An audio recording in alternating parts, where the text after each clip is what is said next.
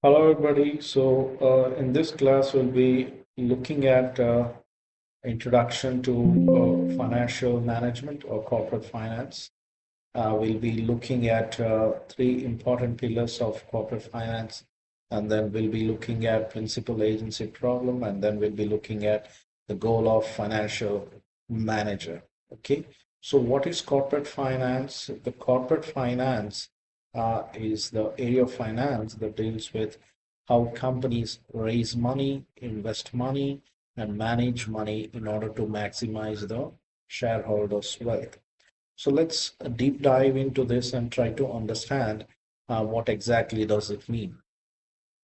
So the first and foremost thing the financial manager does using the corporate finance techniques and tools is whatever the strategic financial decisions he takes in the business that should have an economic value and it should create economic value to the shareholders. So what exactly we mean by economic value is it's very simple. When the project is able to generate higher revenue compared to the cost of investment, then we call it as the project is generating value. So it's very simple that if this project, for example, is generating $120 and then the cost of investment is $100, then cash flow or the economic value it is creating is positive $20. So whenever there is a positive cash flow generated, then we consider that as a value creation. But of course, this is one of the aspects. But of course, we've not captured the other aspect like risk and other things, which we want to see probably in the next few videos. So then what did we understood is the corporate finance possibly look at four important strategic decisions. One is the investment decision, financing decisions, working capital decision, and dividend decision. Let's understand one by one and try to deep dive into that. So let's take a small example. So let's say if you want to start a business, right? So let's say the project is costing 100 crores, okay? Or let's say $1,000. I'm just giving you an example, right? So the first and foremost thing is you have an idea, of course, to start a business, and then you estimate what is the cost to run the business, and after that, the second important decisions what the top manager or the manager has to take is how to mobilize the fund, how to mobilize the fund.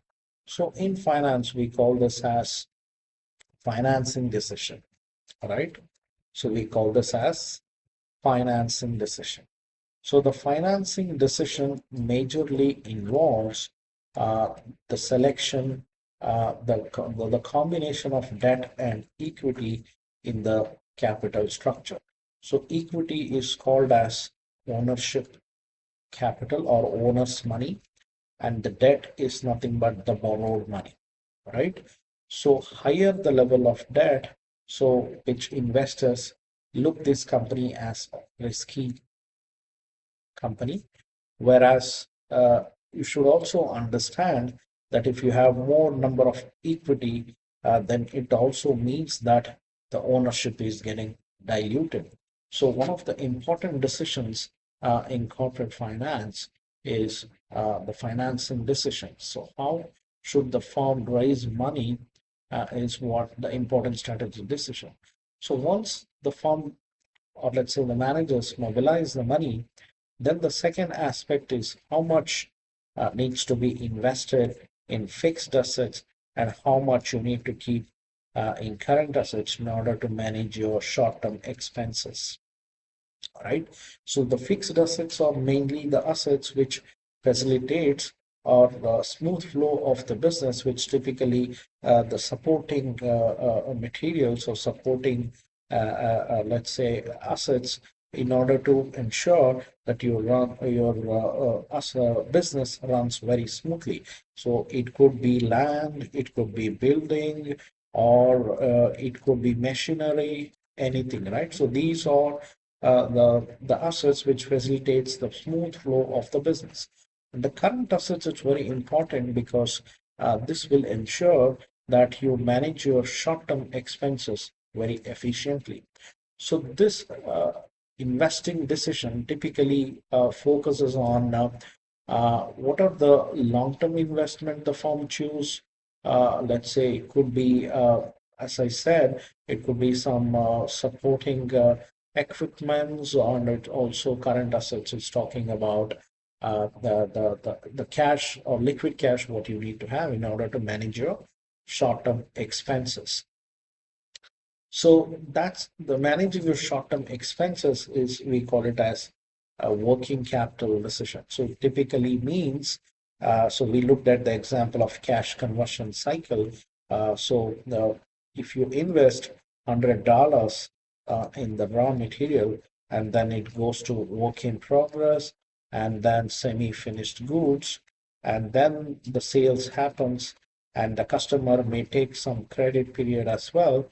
So how the company is going to manage these many days without having this $100 is mainly the working capital planning, what the finance manager should do.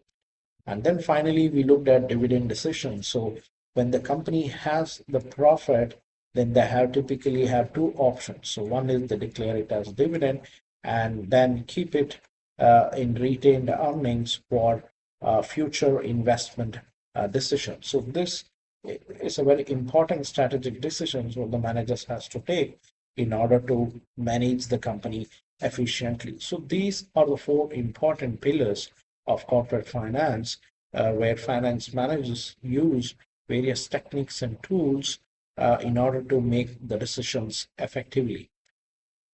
And then we looked at of course, this flow chart is talking about where the money is coming, where the money goes, and the company has to ensure that they have to generate excess cash flow in order to probably give the return to the shareholders. And then we looked at what should be the objective of the managers. The goal of the finance manager is always should be maximization of wealth for the shareholders, because maximization of profit may look only on short term, and there is a question that whether the profit is sustainable or not. And also many times these profits include non-accounting items, which typically means, let's say in the case of accounts receivable, that you make the sales of $100 and you have generated the invoice, but the customer has paid only 50% of it. So which means you have only $50 in cash, another $50 you're going to receive sometime later. So the profit does not tell you the real picture, and it does not create probably the value to the shareholders. So we do not consider that as one of the right goals for the long-term sustainable growth for the company. And minimizing the cost is also very important, because so it does not mean that you compromise on the quality of the product. So minimization of cost, or probably I would not say minimization of cost, I would say optimization of cost through innovation or R&D. For example, we looked at the example of just in time, where through the innovation, the Toyota is able to make the inventory cost zero. At the same time, they're not compromising on the cost of the quality of the product. So the cost, it's not minimization of cost, it's optimization of cost. So minimization of cost is also not the right goal. So maximization of market share. So irrespective of whatever the share you have, ultimately what I'll be looking at is what is the value you're creating to the shareholders. Remember, what is the maximization and how we are going to quantify is ultimately end of the day, the shareholders will ask you, I have invested $10 and what is the value of my probably the stock today. So in order to ensure that this keeps growing, it's important that you invest wisely, you finance wisely, and you properly manage your working capital and take some prominent decision in terms of distributing your profits. So these four decisions are very important, which ultimately lead to value creation, and the value creation will ultimately lead to maximization of shareholders' wealth. Then we looked at principal agency problem. So the principal agency problem is basically the principal is nothing but the shareholder of the company, and the agent or those the managers of the company. So the focus or the objective of these two probably actors are completely different. So as the shareholders, I will be looking at how what's the company is paying me the dividend, and I want to maximize the shareholders' wealth. But whereas the agent or the managers, they'll be looking at, let's say, traveling in a luxury car and going for a, let's say, foreign visit or vacation, job security, etc. So the eight, so it's a clear indication of different, probably the interest or objectives which lie between these two parties. So it's very essential for the top managers in order to understand how to handle this conflict of interest. So typically, what the top management possibly can do is they can link the performance of the manager to the performance of the company, and the performance of the company is, of course, should be looked at what is the value it is creating, and not just the profit, because the profit is probably looking at only the short run and not the long run. So it's important to capture in the KPIs or key performance indicators, or in the appraisal of the managers, that how they are going to link the value or the decision or the manager's take, and how they are going to link it to the performance of the managers. So typically, the most of the companies give ESOPs, for example. For example, if they are going to create more value and more probably R&D investments, and out of that some new output, and that is directly connected with, for example, ESOP, or for example commissions. So the commissions and the other bonuses, for example, are directly connected with a few of the goals which are defined by the top managements, which typically captures the value creation in each and every decision what they take in the business.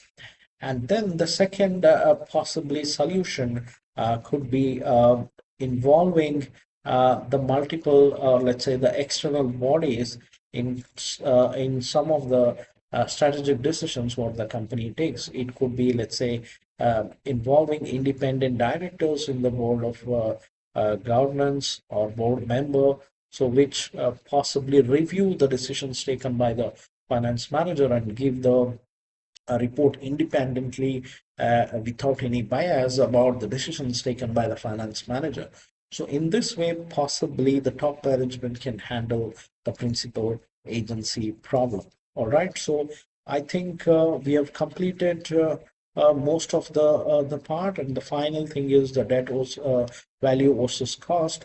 So the cost is typically looking at the value of a particular asset in the books of account, which is not very important because this also records the non-accounting items, or let's say typically non-monetary items. So let's say, for example, depreciation, which is not exactly the expense, but still considered as an adjustment in the books of account, and it does not show the real value of the asset. So it's important that the managers consider what could be the market value of the asset in order to understand probably the value what it creates in the future. All right, I think in that way we covered whatever we discussed in the first chapter. So possibly see you in the next video, and we'll discuss time value of money. See you. Bye bye.